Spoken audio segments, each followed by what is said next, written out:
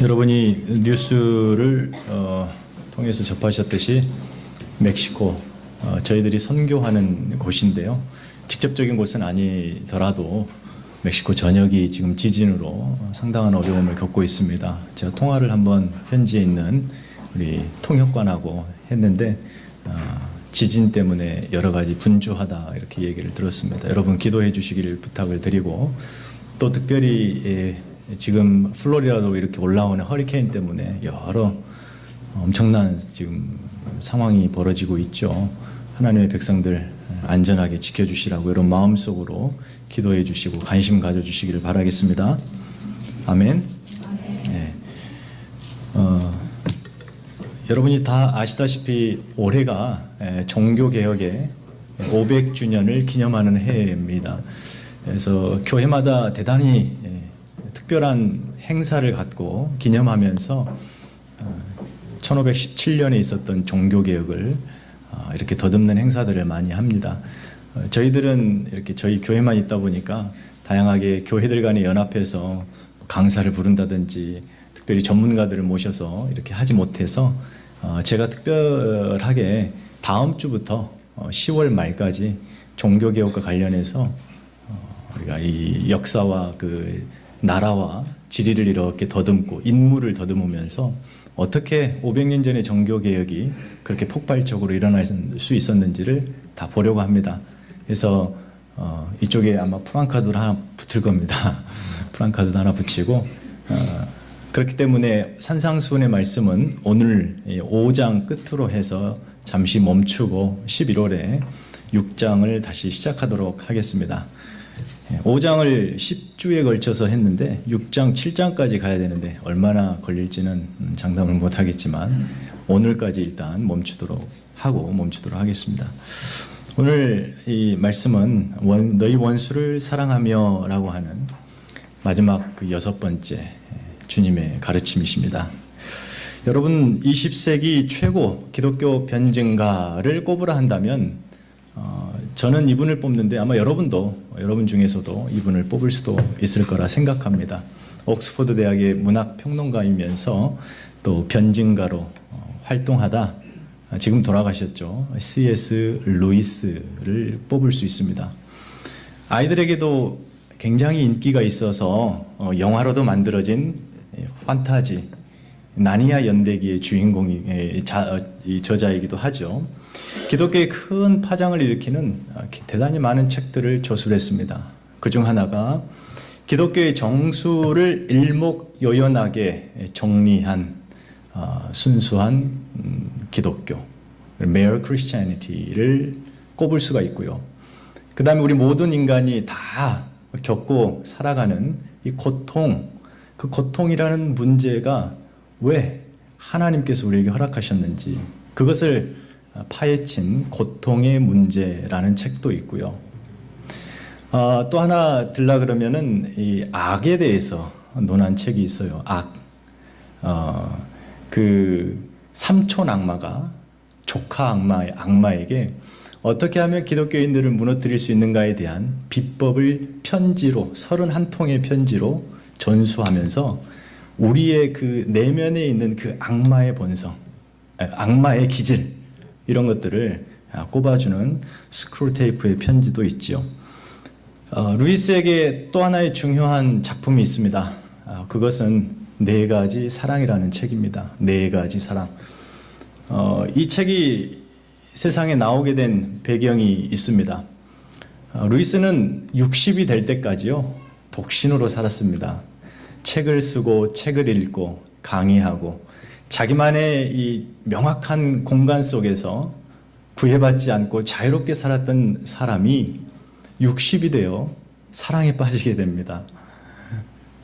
그가 한 여인을 사랑하게 되는데 그녀의 이름은 조이입니다. 조이를 사랑할 때 그녀는 2 아들을 둔 미망인이었습니다.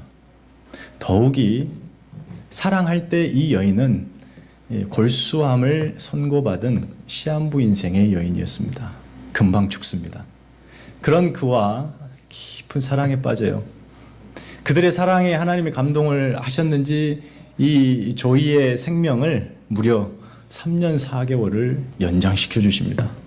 그래가지고 루이스는 달콤한 4년의 신혼생활을 뒤늦게 하지요. 루이스는 그의 그 4년이 그의 인생에서 가장 행복한 시간으로 기억하며 또 한편으로는 가장 고통의 순간으로 기억합니다. 그때 고통의 문제라는 책이라, 그리고 오늘 제가 말씀드리는 4가지 사랑이라는 책이 나오게 됩니다. 그녀가 죽죠. 그리고 곧바로 얼마 되지 않아서 루이스도 죽습니다. 단순히 사랑의 종류가 무엇이냐라고 소개하는 책이 아니에요.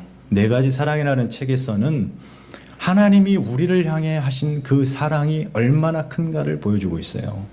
여러분이 잘 알다시피 부모가 자식을 사랑하죠. 자식이 부모를 사랑. 부모 자식 간에 하는 사랑을 스톨게라고 말해요. 부모 자식 간에 하는 사랑의 가장 두드러진 속성이 뭐겠습니까, 여러분? 거기에는 부모가 자식에게 베푸는 긍휼입니다. 스톨게의 사랑의 속성은 긍휼이에요. 그런데 여기에 이 긍휼이 우리 부모들은 다 경험해 보았지만 완벽하지 않습니다. 꼭 여기에 뭐가 들어오냐면 질투라는 것이 들어오게 돼요. 내가 너에게 이렇게 쏟아 부었는데 너는 부모에게 그렇게 하지 못하는구나. 다른 걸 좋아하게 되고, 그러다 보면은 질투가 생기는 거예요. 2번째 사랑은 필레오라고 하거든요. 필리아, 이 친구 간의 우정의 사랑입니다. 이 사랑은 우정으로 표현이 되는 거예요. 좀 더 이 스톨게보다는 좀 더 개방적입니다. 친구 한 사람의 사랑이 아니라 친구들의 사랑을 말해요. 그래서 개방적이죠. 어떤 한 사람이 한 친구만을 소유하지 않습니다. 우리 모두가 서로가 서로를 소유하는 친구의 관계. 그런데 여기에도 약점이 있습니다. 그 친구들이 인너 서클이 돼요. 그러면 그 그룹 안에 다른 사람은 들어오지 못하게 되고, 그 그룹은 스스로 배타적인 그 테두리 안에 갇히게 되는 약점이 있습니다. 3번째 사랑이 여러분이 잘 알듯이 에로스입니다. 이 에로스라는 것은 연인 간의 사랑, 또 부부 간의 사랑을 의미하죠. 이 사랑의 특징이 뭡니까? 목숨 걸고 한다는 거예요. 고개를 갸우뚱하지 안 됩니까? 그런 사랑, 목숨 걸고 하는 사랑을 이 에로스라고 말합니다. 그런데 이 목숨 걸고 하는 사랑에 또 약점이 있습니다. 그 한 대상에만 목숨을 걸다 보니까 자기가 눈이 멀게 되네요. 그래서 그 사람에게 목숨 걸 때는 전적으로 믿고 신뢰했는데, 혹 그 대상이, 혹 내가 그 신뢰와 진실함이 조금이라도 변질되거나 금이 가면 이 사랑은 불같은 분노로 바뀝니다. 그런 약점이 있습니다. 여러분, 여러분도 모두는 이런 사랑을 하면서 지금까지 살아오셨습니다. 그런데 그 사랑 가운데서 상처받고 아파하고 또 눈물을 흘리면서 살아오는 거죠. 왜냐하면 그 사랑들이 저마다 약점을 가지고 있기 때문입니다.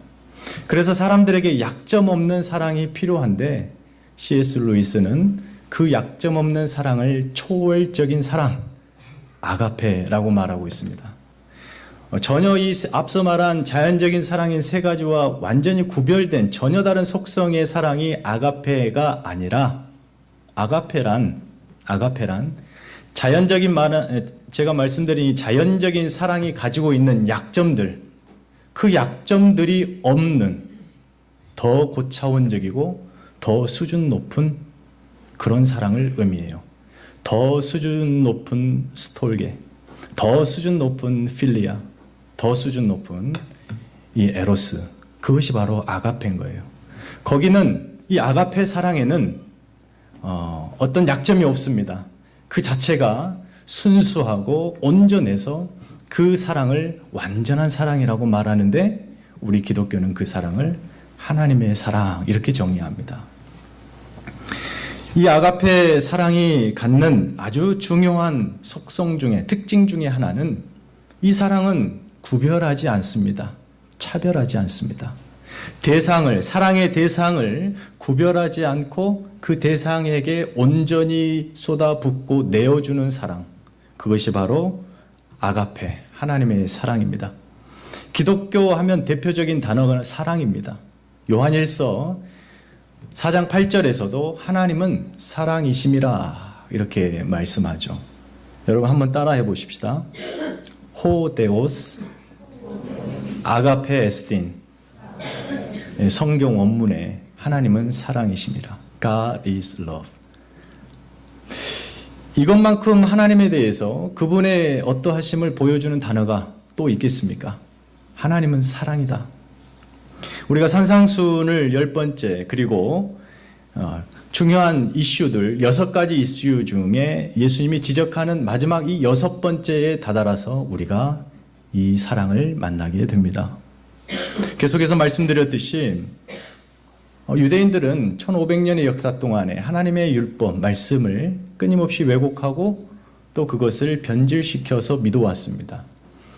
앞서 말한 살인하지 말라부터 시작해서 이제 마지막 그 6번째가 뭐냐면 사랑에 관련된 겁니다. 이들은 이 사랑을 어떻게 왜곡했을까요? 우리 한번 43절을 다시 읽어보실까요? 자, 시작.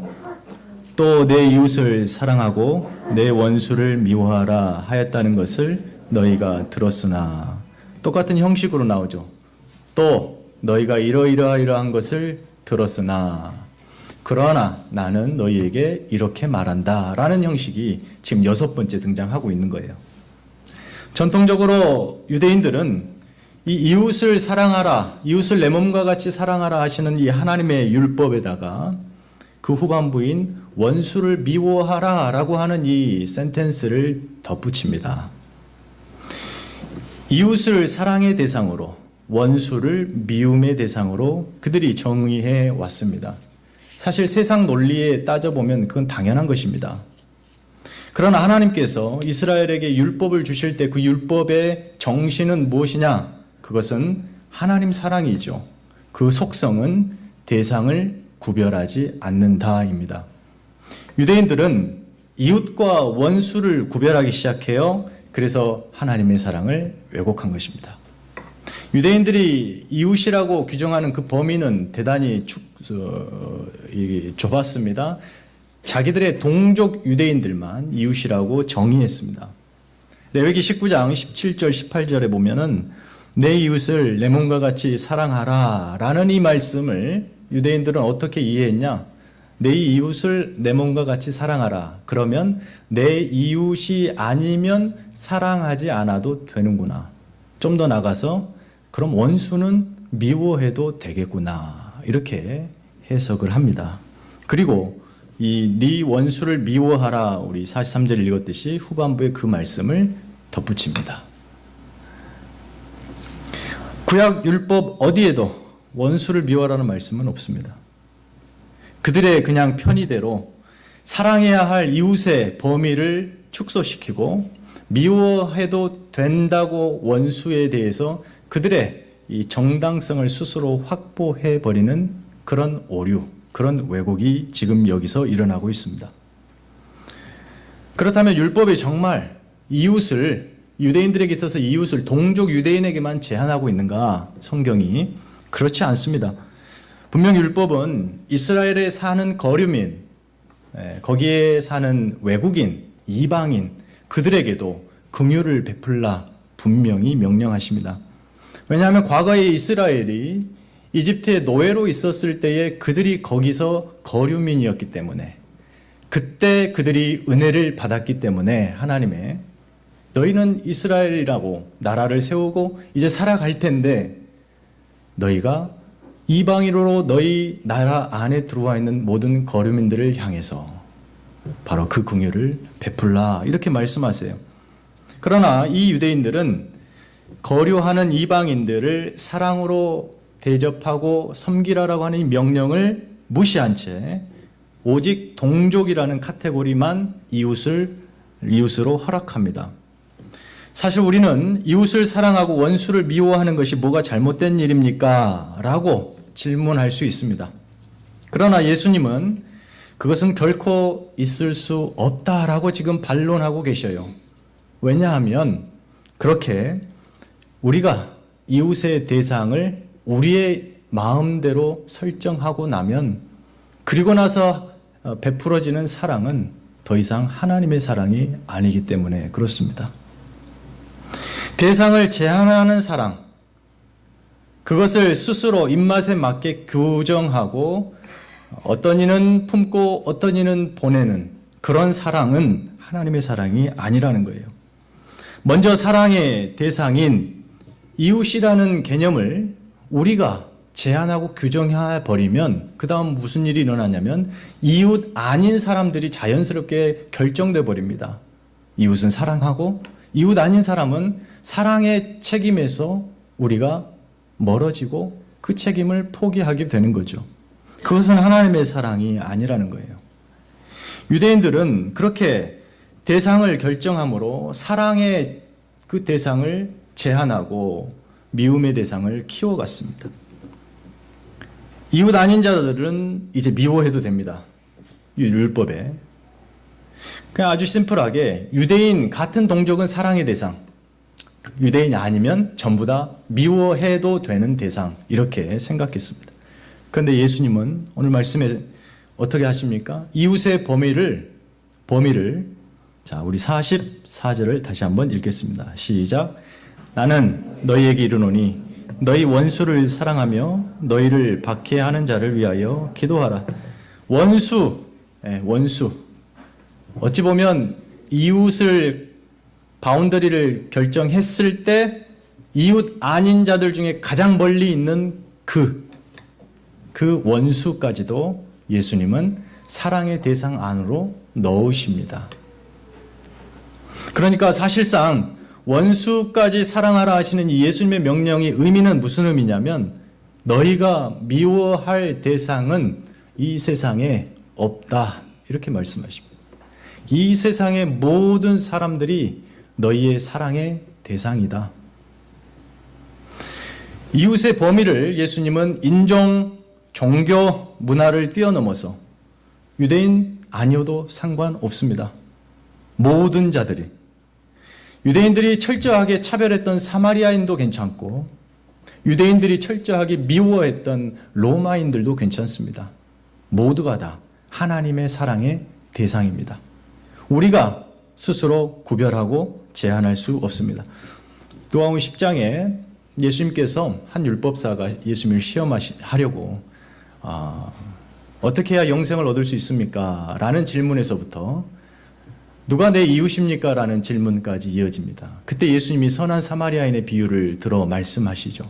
여러분이 아시다시피 강도 만나 겁안 죽은 그를 사마리아인이 도와주죠. 단순히 도와주는 것이 아니고 온 정성을 거기에 다 쏟아 살려냅니다. 그리고 예수님이 질문하죠. 누가 그 강도 만난 자의 이웃이냐?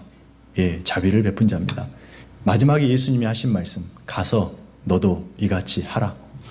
그 예수님의 명령의 의미가 뭐냐면 사랑을 필요로 하는 누구든 그의 이웃이 너는 되라. 그것이 율법이다. 이렇게 말씀하시는 거예요. 사랑을 필요로 하는 누구든, 여러분이 사는 바운더리에서 여러분의 사랑을 필요로 하는 누구든 그가 바로 여러분의 이웃인 거예요. 그만큼 그에게 사랑을 베풀 수 있을 만큼 여러분이 넉넉하게 주님으로부터 사랑을 받았다라는 거예요. 감동이 별로 안 오시는군요. 예수님께서는 지금 이 온 마음을 다해 하나님을 사랑해왔다라고 자랑스럽게 주장하는 유대인들을, 그들의 거짓 사랑을 꾸짖고 계시고 있습니다.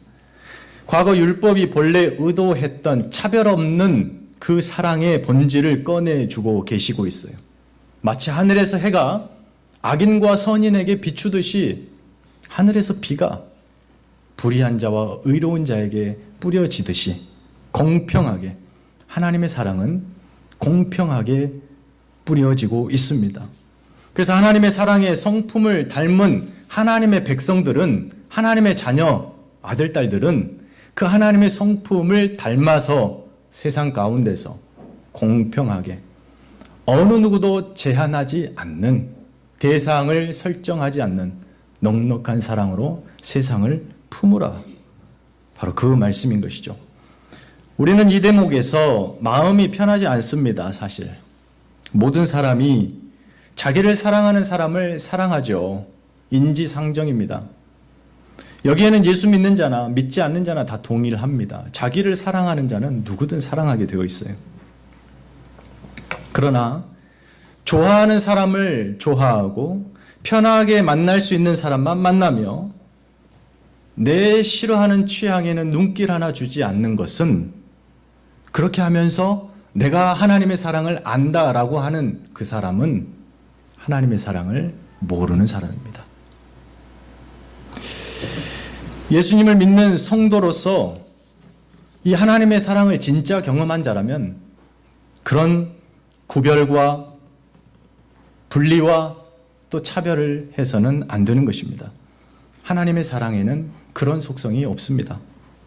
우리는 자주 자연적인 사랑인 이 스톨게, 필리아, 그리고 에로스를 하면서 마치 아가페 사랑을 하는 것처럼 포장할 때가 있습니다. 잘 들어보세요. 무슨 말이냐면, 부모가 자식을 사랑해요. 신앙인의 부모가, 아들아, 딸아, 내가 너를 하나님의 이름으로 사랑한다. 사랑한다. 내가 너를 그 사랑으로 양육하겠다. 하나님, 제가 하나님 사랑으로 이를 양육하겠습니다. 아낌없이 주어요. 긍휼을 쏟아 붓습니다.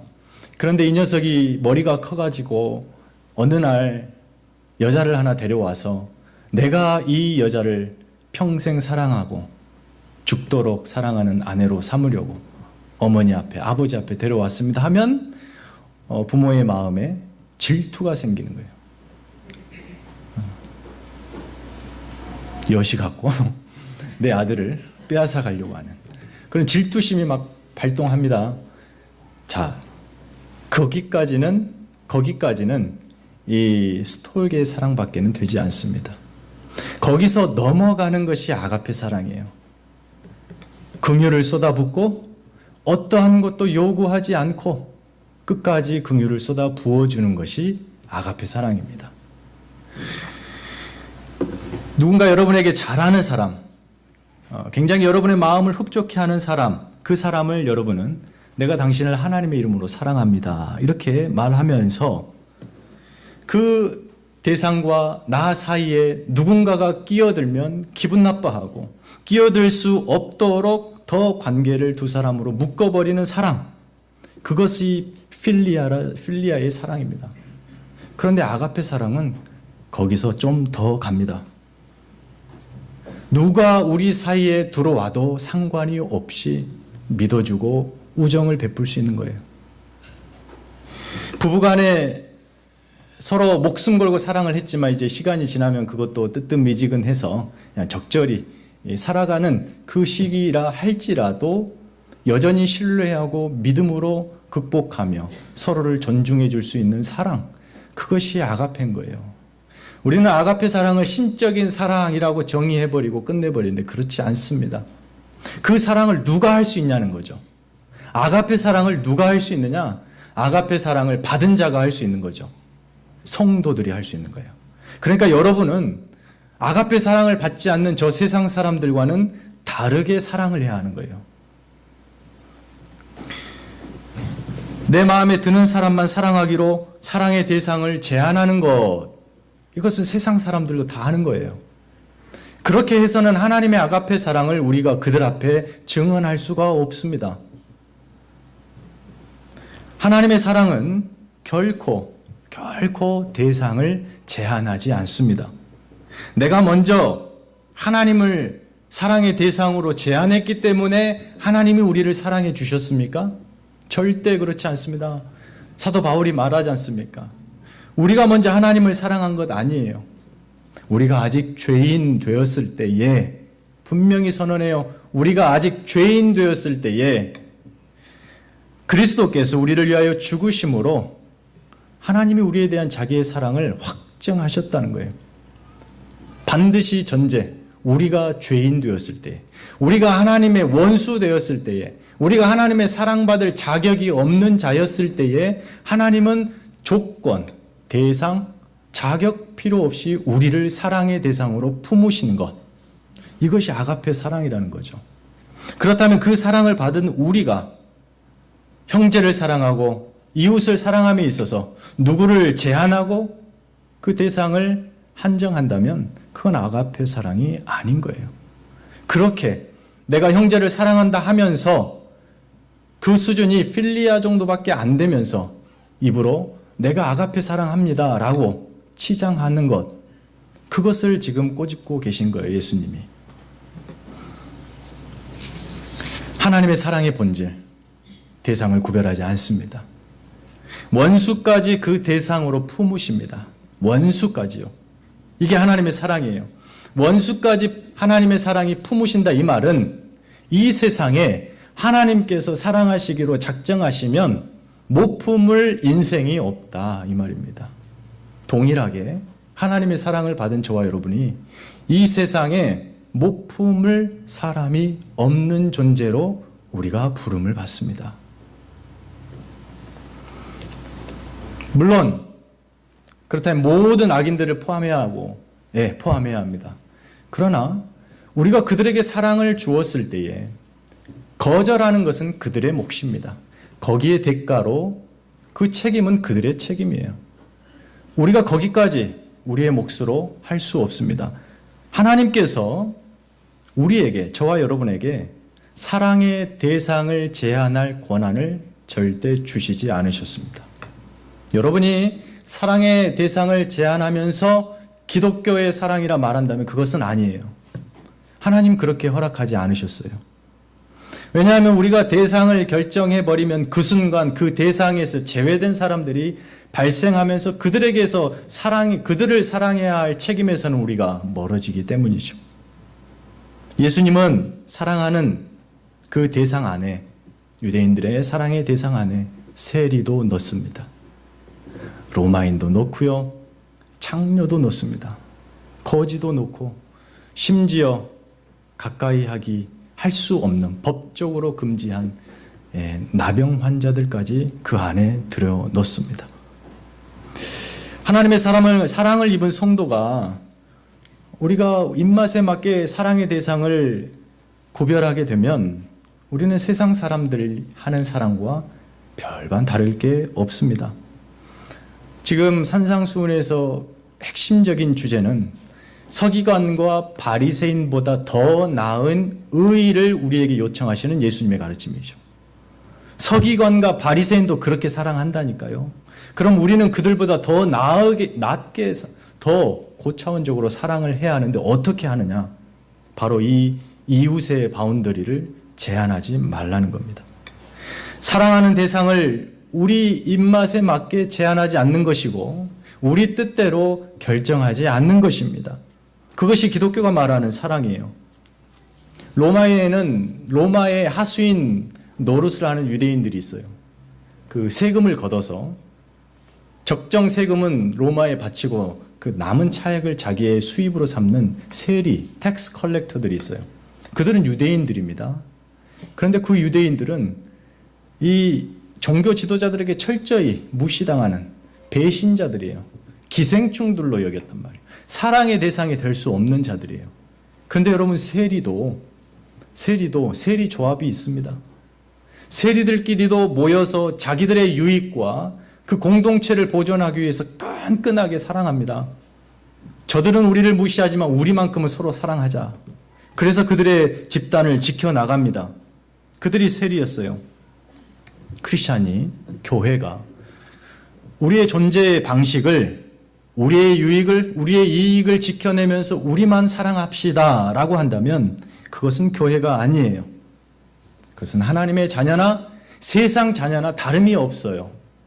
우리를 소금과 빛으로 부르셨는데 소금이 맛이 없고 빛이 빛을 발하지 않는 거죠. 그것은 빛이 아닌 겁니다. 저와 여러분이 세상 사람들과 가장 큰 다름이 있다면 다른 건 아니에요. 하나님의 사랑을 받았다, 이것입니다. 이 사랑은 부모의 긍휼보다 훨씬 큽니다. 이 사랑은 친구의 우정보다 훨씬 깊습니다. 또 이 사랑은 부부의 애정보다 훨씬 더 넘어갑니다. 그것이 하나님의 아가페 사랑이에요. 여기에는 어떠한 약점도 없습니다. 순전하고 온전해서 이 아가페 사랑만으로 우리는 거기에 모든 세상 사람을 품고도 남을 넉넉한 사랑을 확인합니다. 예수님의 마지막 말씀 48절을 함께 읽어보겠습니다. 자, 시작. 그러므로 하늘에 계신 너희 아버지의 온전하심 같이 너희도 온전하라. 여러분, 예수님은 이 하나님의 사랑을 입은 자에게 엄청난 차원의 요청을 하고 계세요. 하나님 아버지의 온전하심 같이 온전하라. 우리는 여기서 충격을 받습니다. 왜죠? 나는 그럴 수 없다. 이게 나오는 거예요. 나는 도저히 그만큼의 사랑을 할 수 있는 온전한 사람이 아니다. 내가 나를 잘 아는데 내가 어떻게 그 일을 할 수 있겠어? 턱도 없는 소리. 우리 중에 과연 그런 반응이 지금 일어나고 있다면 여러분은 이 산상수훈을 잘 읽고 계신 거예요. 잘 읽고 그 반응을 예수님이 기대하시는 겁니다. 나는 할 수 없다는 거예요. 이 고차원적인 온전하고 순전한 하나님처럼 사랑하라는 이 명령을 나는 할 수 없다. 나는 애시당초 원수를 사랑할 수 있는 그런 자가 아니다. 나를 미워하는 자를 미워할 것이고 나에게 잘해주는 자는 잘해주는 그 정도의 수준의 사람이다. 원수가 없을 때는 괜찮고 미워하는 대상이 없을 때는 괜찮지만 당장 나를 미워하는 사람이 있으면 나는 그가 나를 미워하는 것보다 몇 갑절 더 미워하는 그런 자다. 그런데 산상수훈은 우리가 이 산상수훈을 읽어가다 보면 바로 그런 우리의 연약한 심령을 덜쳐내시고 그런 마음들을 하나님의 말씀 앞에서 산산조각을 내버리는 것이 산상수훈이에요. 오스왈드 챔버스가 그의 책 산상수훈에서 그 똑같은 이 산상수훈을 쭉 써내려가면서 오늘 우리의 본문에 와서 이런 말을 합니다. 예수님의 말씀은 우리의 모든 선입견을 완전히 가루로 만들어버리는 폭탄과도 같은 말씀이다. 여러분이 산상수훈을 읽으면서 우리 마음 안에서 충격이 크면 클수록 우리 마음 안에 일어나는 충격이 크면 클수록 여러분은 산상수훈을 잘 읽으신 거예요. 원수를 내가 어떻게 사랑해? 나는 그럴 수 없어. 결론에 가야 되는 거예요. 그리고 거기서 끝나는 것은 아니죠. 결코 산상수훈의 말씀이 우리의 마음을 평안하게 해주는 축복의 말씀이 아니에요. 오히려 그렇게 할 수 없는 우리의 연약함을 십자가 앞으로 우리를 끌고 들어갑니다. 가려고 하지 않은 우리의 발목을 질질 끌고 십자가로 데려가는 말씀이 산상수훈이에요. 우리의 삶은 무질서로 뒤집혀 있어요. 그 무질서함을 폭풍과도 같이 다 흩어버리시고 다시 새로운 질서를 만드시며 저와 여러분을 하나님의 사랑 앞으로 데려가는 말씀. 그것이 곧 산상수훈이에요.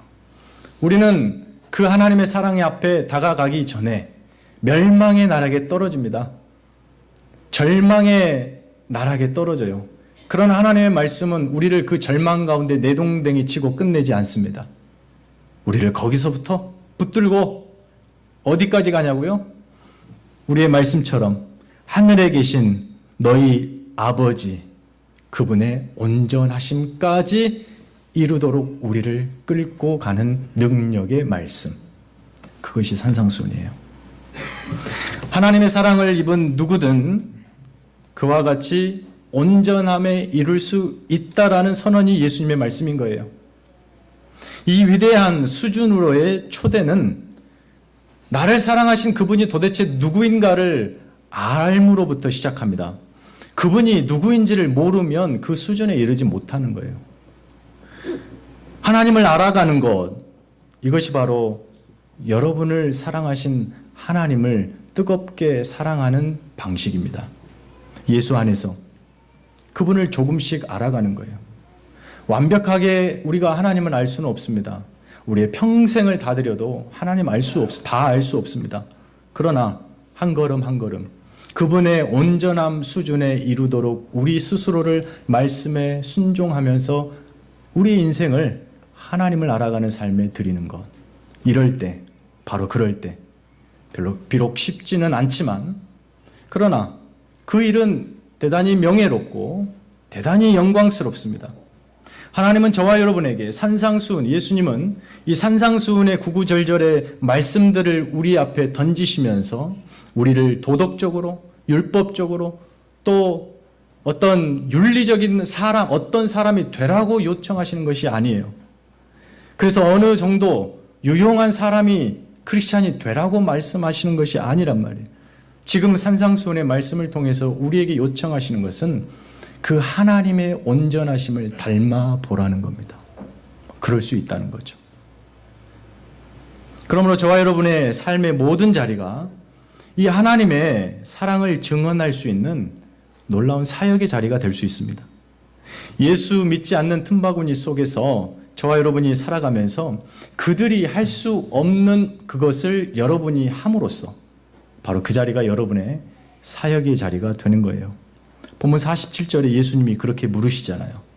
너희가 남보다 더 하는 것이 무엇이냐? 세리도 하고 바리새인도 하고 예수 믿지 않는 로마인도 하고 우상을 섬기는 이방인들도 하는데 그들과 다른 것이 너희는 무엇이냐? 이렇게 질문하시는 거예요. 예수 믿기 때문에 그들과 다른 게 무엇이냐? 예, 있습니다. 예수 믿기 때문에 그들이 할 수 없는 수준에서 나는 한 발짝 더 나갑니다. 예수 믿기 때문에 내 곁에 있는 이웃보다 조금 더 참을 수 있습니다. 아직 내 신앙의 수준에서. 좀 더 잘하면 더 많이 참을 수 있겠죠. 예수 믿기 때문에 그냥 분노로 대응할 수 있었던 그 상황에서도 조금 더 참고 이해하고 넘어가 줄 수 있는 넉넉함이 있습니다. 예수 믿기 때문에 그 사람 용서하겠습니다. 세상 사람들이 할 수 없는 그것을 우리는 할 수 있는 자로, 바로 하나님의 사랑을 입은 자로 부름 받았다는 것이에요. 여기에는 세상 사람들보다 더 깊고 더 넓고 더 의미 있게 사랑이 담깁니다. 제한 없습니다. 조건 없습니다. 그 누구든, 우리를 필요로 하는 그 누구든 우리가 그들의 이웃입니다.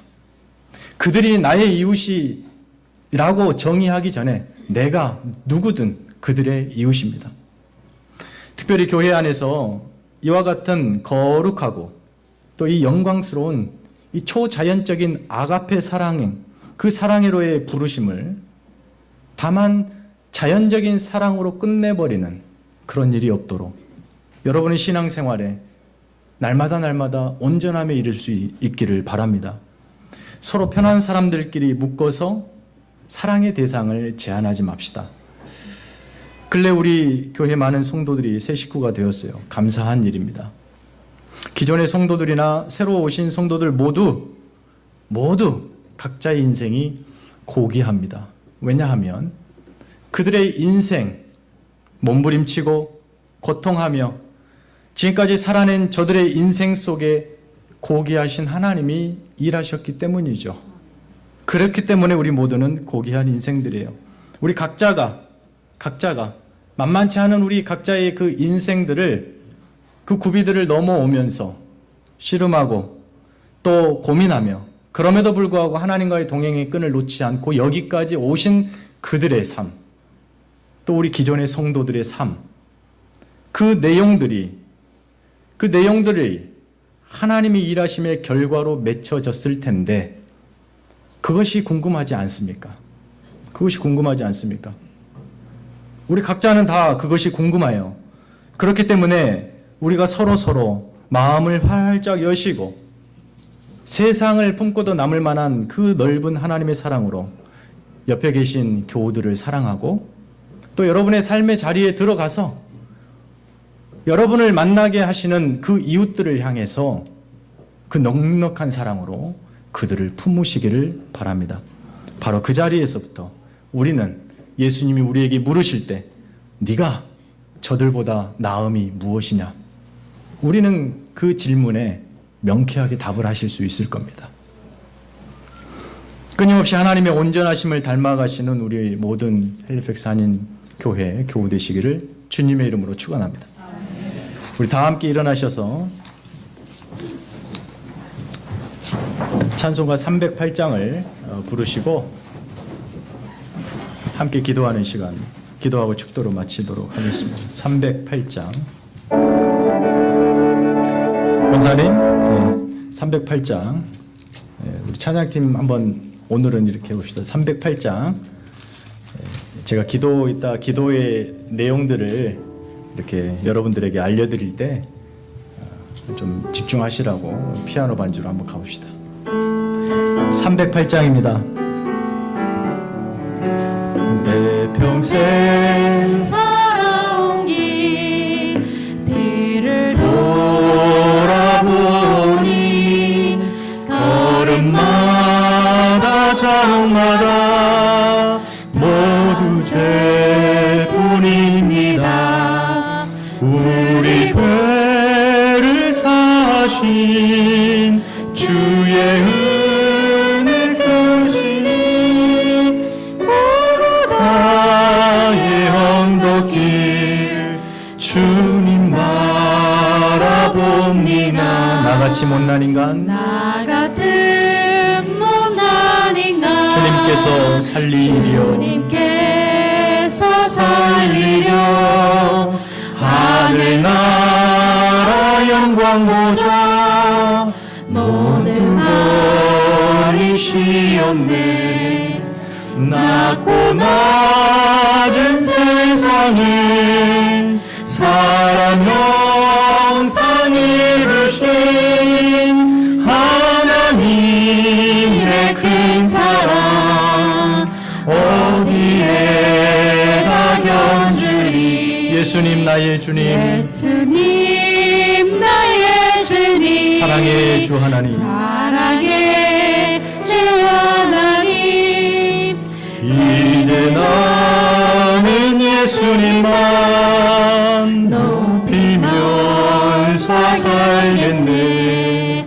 나의 남은 인생은 주와 동행하면서 주의 사랑 전하며 말씀 따라 살겠네. 사랑하는 성도 여러분, 오늘 말씀에서 예수님은 하나님의 사랑을 받은 자임에도 불구하고 세상 앞에 사랑의 대상을 자기 입맛에 제한하며 입으로 형식으로 하나님을 사랑한다고 자랑했던 그 유대인들의 왜곡된 사랑을 꼬집고 계십니다. 바로 사랑하는 대상을 나의 고집스러움으로 제한하면서 입술로만 하나님을 사랑한다고 했던 부족한 저와 여러분의 마음을 만지시는 말씀이죠. 부모 자식 간에, 교우 간에, 또 부부 간에, 또 하나님과 우리가 수도 없이 사랑한다 고백하지만 세상 사람들과 다를 바 없는 수준에 머무른다면 우리의 사랑은 지극히 자기중심적인 왜곡된 사랑이 될 것입니다. 오늘 우리 주님은 저와 여러분을 좀 더 인내하고 이해하며 긍휼과 사랑을 필요로 하는 자에게 그가 누구든 사랑의 손길을 내밀 수 있는 아가페의 사랑으로 다시 한번 부르십니다. 그 부르심에 순종하며 여러분의 연약함을 주님께 내려놓고 성령의 능력을 의지하여 하나님의 온전하심까지 가겠습니다. 순종하며 다짐하며 함께 하나님 앞에 간절하게 기도하겠습니다. 하나님 아버지, 주께서 우리를 사랑하셨고 아무런 조건 없이 아무런 하나님 보시기에 제한 없이 우리 모두를 품으셨고 죄인 되었을 때에 하나님의 원수 되었을 때에 그리스도 예수 독생자를 십자가에 내어주시기까지 우리를 품으시고 사랑하셨습니다. 놀라운 순전하고 온전한 아가페 사랑, 세상 앞에 다시금 우리를 그 사랑으로 보내실 때에 세상을 나의 고집스러움으로 제한하며 거짓과 입술로 포장했던 우리의 왜곡된 사랑을 부시고 새롭게 능력의 말씀으로 성령의 능력으로 우리의 사랑을 일깨워 주시는 하나님의 말씀을 순종하며 나아갈 수 있도록 도와주시옵소서. 하루하루 지날 때마다 하나님을 더 깊이 알아가게 하여 주시옵소서. 우리를 사랑하신 하나님, 어떻게 하나님께서 우리의 인생을 사랑해내셨는지 보게 하여 주시고 확인하게 하여 주시옵소서. 성도가 서로 사랑하게 하여 주옵소서. 우리가 서 있는 자리에서 하나님의 명령을 받아 세상 사람들을 사랑할 수 있게 도와주시옵소서. 주여 우리의 인생을 붙드시고 능력으로 역사하여 주시옵소서.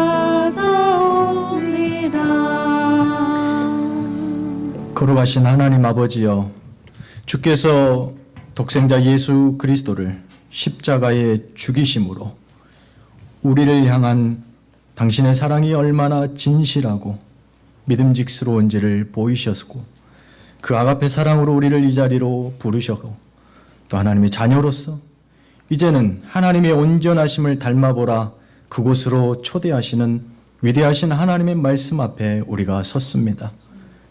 우리 안에 가식적이고 형식적인 고집스러운 우리만의 사랑을 내버리고 제한 없는 우리를 필요로 하는 어디든 누구든 그가 우리의 이웃이며 그 이웃을 사랑할 때에는 주께서 나를 사랑하심 같이 뜨겁게 긍휼과 또 우정과 애정과 사랑을 더해 사랑할 수 있는 우리 모든 교우들 되게 하여 주시옵소서. 부모 자식 간에, 교우 간에, 부부 간에 그 사랑으로 온전하여져서 하나님의 교회가 건강하게 하여 주시옵시고 우리를 통해서 하나님의 나라가 이루어지게 도와주시옵소서. 이제는 우리 구주 예수 그리스도의 은혜와 하나님 아버지의 크고 놀라우신 사랑과 성령님의 교통하심이 말로 형용할 수 없이 지고지순한 하나님의 아가페 사랑 앞에서 그와 같은 사랑이 나의 사랑이 될 수 있도록 머리 숙여 다짐하는 모든 교우들을 위해 저들의 가정과 일터와 직장과 학업과 사랑하는 자녀들 머리 위에 이제부터 영원까지 함께 계실지어다. 아멘.